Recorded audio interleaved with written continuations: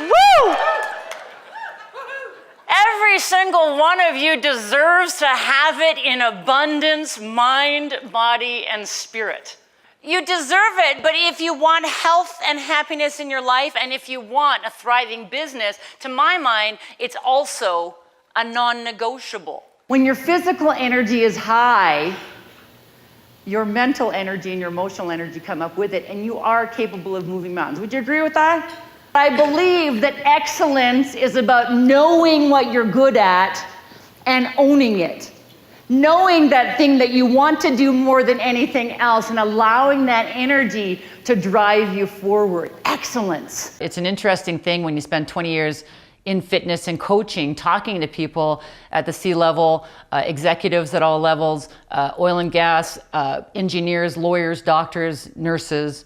You start to notice the standouts. You start to notice the habits of the people that are performing at a high level. I want to share that. We need to practice standing in our excellence, standing in our power, owning what we're very good at. So the next time that somebody gives you praise, I just want you to square your shoulders, look them in the face and say, I know.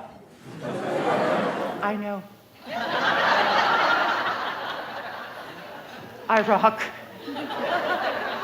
I believe that physical health is a foundation for personal and professional growth, but I also know that it's not the only thing.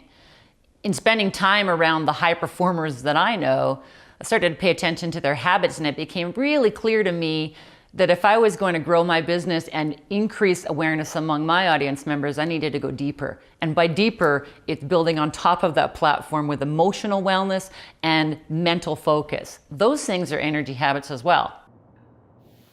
What do you need to say no to? Time is your inventory for excellence. Time is your inventory for health, life balance, leisure time, anything that you want. We only get 1,440 minutes a day. It sounds like a lot. Then why does it go by so quickly? Warren Buffett says the difference between successful people and very successful people is that very successful people say no to almost everything. So every time that you say no, it gives you more energy towards those important things. Every time you say yes, it's pulling you away from excellence. I think that career excellence is a lofty goal. I think it's important for all of us to be able to set our goals and move forward with success on our minds. But high performance demands that we're able to do that and still maintain some level of life balance and success and health. These days, that's becoming more challenging than ever, and yet I feel like things are changing. I was an unmotivated motivational speaker. I was a personal trainer who had gained weight, which is not good for business. You ever spent time around people like me? Her life was perfect. She looked at me very seriously and she said, "They're in case of emergency. Put one on and pretend like you're not wearing it." And she did. And she did. So she's putting it on. She's sitting there behind the wheel, wearing a clown nose, driving up Kingsway. Everything's good. And I'm over here going, I can't do that. People will see me. And then she says, awesome, Michelle. All right, now try and get people's attention. She goes, lighten up. And she starts honking a horn. Ah!